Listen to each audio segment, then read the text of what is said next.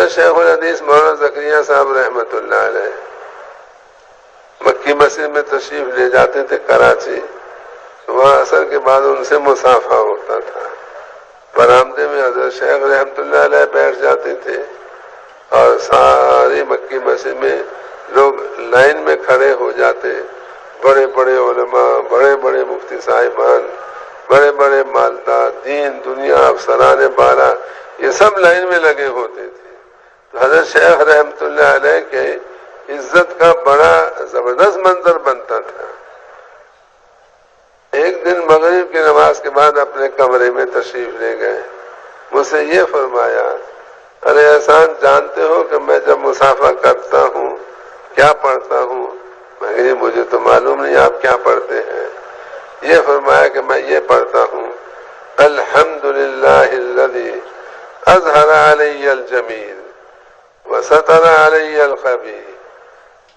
میرے پاس تو گناہ اتنے ہیں، اگر ان گناہوں میں سے ایک گناہ بھی اللہ ان کو دکھا دے تو یہ مجھے مجھ سے مصافحہ کرنا کہ مجھے دیکھنا بھی گوارا نہ کرے۔ وہ تو اللہ نے میرے گناہوں پہ پردہ ڈال دیا اور میرے اچھے اعمال ان کے سامنے کر دیے، اس وجہ سے یہ سارا میرا اکرام کا منظر بنا ہوا ہے، ورنہ میں تو اپنی ذات سے ایسا بھی نہیں کہ یہ مجھے دیکھے۔ اتنا اکرام حضرت شیخ رحمۃ اللہ علیہ کا ہو رہا ہے، اس اکرام کے باوجود حضرت شیخ رحمۃ اللہ علیہ میں اپنے بارے میں تواضع کی کیفیت دل میں اس وقت بھی موجود تھی۔ یہ چیز ہمیں سیکھنے کی ہے، اسی کے تبلیغ والوں کا اکرام بڑھتا جا رہا ہے، جہاں جاتے ہیں کارے اور استقبال اور کھانے اور مکان اور کیا، ہر جگہ اکرام بڑھتا جا رہا ہے۔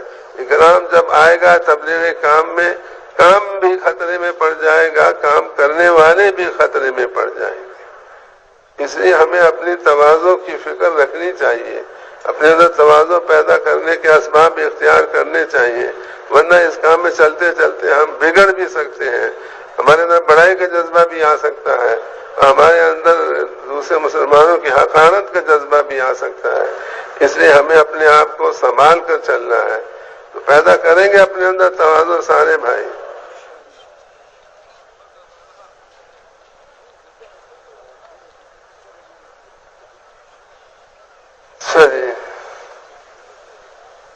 اب باتیں تو بہت ساری سامنے آ رہی ہیں، دعا کریں اللہ تعالیٰ صحیح بات کو صحیح طریقے سے کہنے کی توفیق عطا فرمائے۔ تبلیغ میں ایک کام اور کیا جا رہا ہے، اجتماعیت کو قائم کرنا، انفرادی زندگی، اجتماعی زندگی، ان دونوں کی الگ الگ ترتیب ہے۔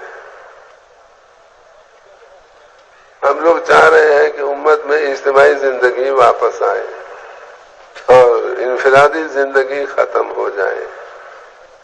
انفرادی زندگی کسے کہتے ہیں، اجتماعی زندگی کسے کہتے ہیں؟ آدمی اپنا مال، اپنی جان، اپنا گھر، جو کچھ ہے وہ سب پوری امت پہ قربان کرنے کے لیے ہر وقت تیار رہے، ہر وقت تیار رہے۔ تھوڑا سا پانی پینا۔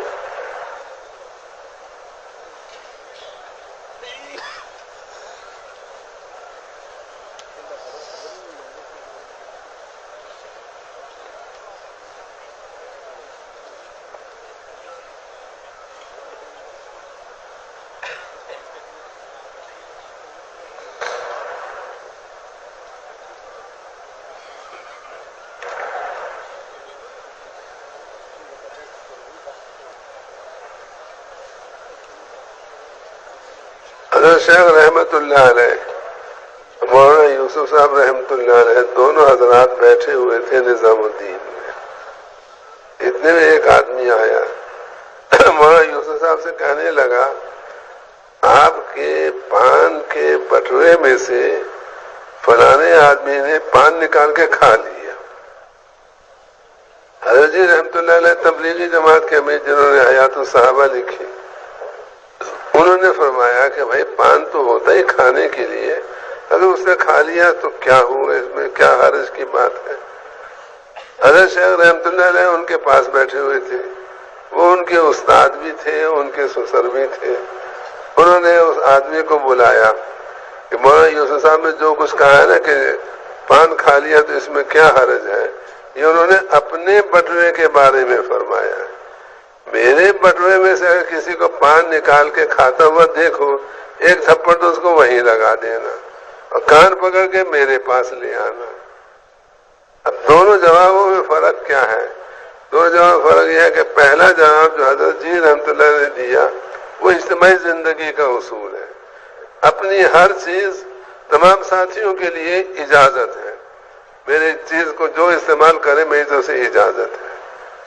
اور حضرت شیخ رحمۃ اللہ علیہ نے جو بتایا وہ انفرادی زندگی کی ترتیب بتائی، کسی کی چیز بغیر اجازت کے استعمال نہیں کرنی چاہیے۔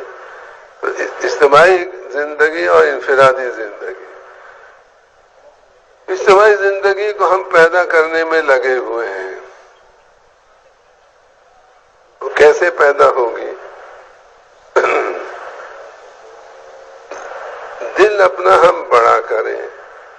سخاوت رسول پاک علیہ السلام کی بہت بڑی صفت ہے، اس سخاوت والی صفت ہم اپنے اندر لائیں۔ آپ کے بارے میں آتا ہے کہ آپ صبح کو جو ہوا چلتی ہے اس سے بھی زیادہ سخی تھے، سخاوت آپ کی رمضان شریف میں اور زیادہ بڑھ جاتی تھی، اور جو آپ سے مانگتا تھا کبھی آپ کسی کو لا نہیں کہتے تھے۔